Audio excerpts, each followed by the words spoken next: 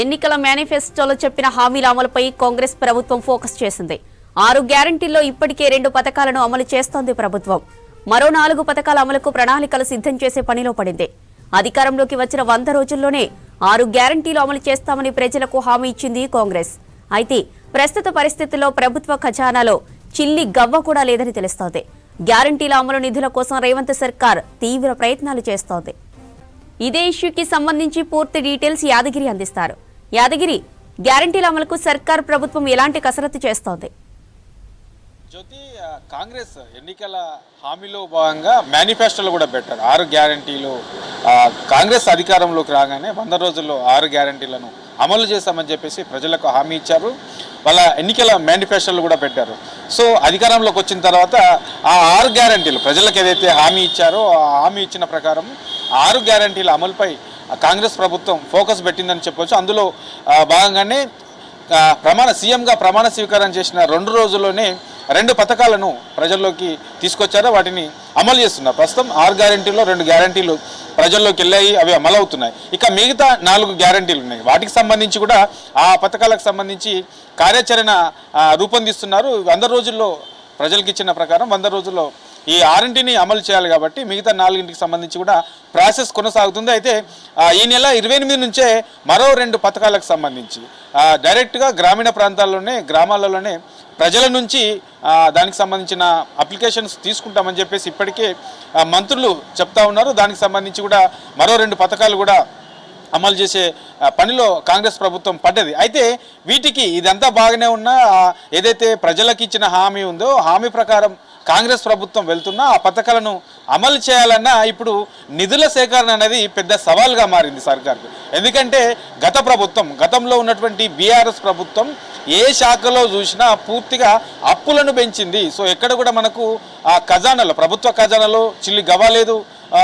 ఇప్పుడున్నటువంటి సిచ్యువేషన్లో మరి ఎట్లా నిధులు సేకరణ ఎట్లా చేయాలి ఏంటి, ఏ శాఖ మీద రివ్యూ చేసినా ఏ శాఖను కదిలించినా ఏ అధికారిని కదిలించినా అన్ని అప్పులే చూపిస్తున్నారు. 1000 కోట్ల అప్పులు ఒక్కొక్క శాఖలో మనకు 1000 కోట్ల అప్పులు గత ప్రభుత్వం చేసినట్లు కనబడతా ఉన్నది. ఇక సీఎం ఆల్రెడీ ఇప్పటికే కొన్ని శాఖలకు సంబంధించి రివ్యూలు చేశారు. ఆ రివ్యూ చేసిన తర్వాత ఆ శాఖలో 1000 కోట్లు అప్పులు చేయాల్సిన అవసరం ఏమొచ్చింది, ఎందుకు ఇంత చేయాల్సి వచ్చింది అనే దానిపైన కూడా అధికారులను అడిగి ఆరాధిస్తున్నారు. మరికొన్నికి సంబంధించి ఎగ్జాంపుల్ ఈ ఇరిగేషన్కి సంబంధించి ఇరిగేషన్ శాఖలో కూడా 1000 కోట్ల అప్పులు చేశారు. ప్రాజెక్టుల పేరుతోని అవసరమైన దానికంటే ఎక్కువగా ఖర్చు చేశారు అనే దానివల్ల అప్పులు ఎక్కువగా తెచ్చారు. ఈ రాష్ట్రాన్ని మొత్తం అప్పుల రాష్ట్రంగా తయారు చేశారనేది ప్రస్తుతం ఉన్నటువంటి కాంగ్రెస్ ప్రభుత్వం గతంలో ఉన్నటువంటి బీఆర్ఎస్ మీద ఆరోపణలు చేస్తున్నది. మరి ఎట్లా ప్రభుత్వము ఆల్రెడీ ఇప్పటికే కాంగ్రెస్ ప్రభుత్వం 6 పథకాలను అమలు చేయాలి, ఇప్పటికే 2 పథకాలు అమలు చేస్తుంది. మరి మిగతా పథకాలను కూడా అమలు చేయాలంటే ఫస్ట్ నిధులు కావాలి. మరి నిధులను ఎక్కడి నుంచి తేవాలి, ఏం చేయాలనే దానిపైన ఆరాధిస్తున్నారు.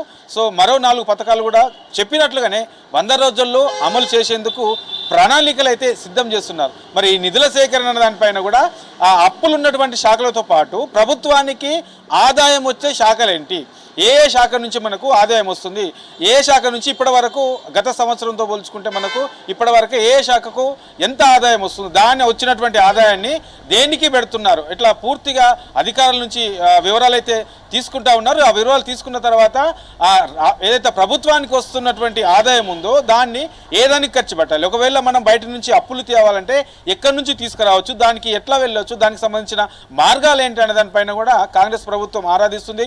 ఇప్పటికే ఆర్థిక నిపుణులైనటువంటి కొంతమంది నిపుణులను కూడా కాంగ్రెస్ ప్రభుత్వం సంబంధించిన వాళ్ళని కలిసి ఎట్లా వెళ్ళొచ్చు, ఏం చేయవచ్చు, ఈ పథకాల అమలు విషయంలో మనం ఎట్లా ముందుకెళ్తే బాగుంటుంది, నిధుల సేకరణ ఎక్కడి నుంచి మనకు తీసుకుంటే ఎక్కడి నుంచి వచ్చే అవకాశం ఉంటుంది అనే దానిపైన నిపుణులను అడిగి తెలుసుకుంటూ ఉన్నారు. అందులో భాగంగానే గత 3-4 రోజుల నుంచి వరుసగా వివిధ శాఖలకు సంబంధించిన అధికారులతో పాటు ఆర్థిక నిపుణులను కూడా సలహాలు తీసుకుంటున్నారు. మొత్తానికైతే ఏదైతే కాంగ్రెస్ అధికారంలోకి వస్తే 6 పథకాలు అమలు చేస్తామని చెప్పారో దానికి సంబంధించి ఈ 6 పథకాలకు ఎంత ఖర్చు అవుతుంది, సో 100 రోజుల్లో ఇది అమలు చేస్తామన్నా కాబట్టి ఈ అన్ని పథకాలు కూడా ప్రభుత్వం గతంలో కాంగ్రెస్ చెప్పినట్లే అమలు చేస్తే దానికి సంబంధించిన ఖర్చు ఎంత అవుతుంది, సో మనం బయట నుంచి ఒకవేళ తేవాలంటే అప్పులు ఎక్కడి నుంచి తెచ్చుకునే అవకాశం ఉంటుంది, నిధుల సేకరణ ఎక్కడి నుంచి మనం చేసే అవకాశం ఉంటుంది అనేది నిపుణులు అడుగుతున్నారు. ఆ తర్వాత వివిధ శాఖల్లో ఉన్నటువంటి కీలకమైన అధికారులు సీనియర్ అధికారులు ఎవరైతే ఉంటారో వాళ్ళని కూడా అడిగి నిధుల సేకరణ ఎట్లా చేస్తే బాగుంటుంది,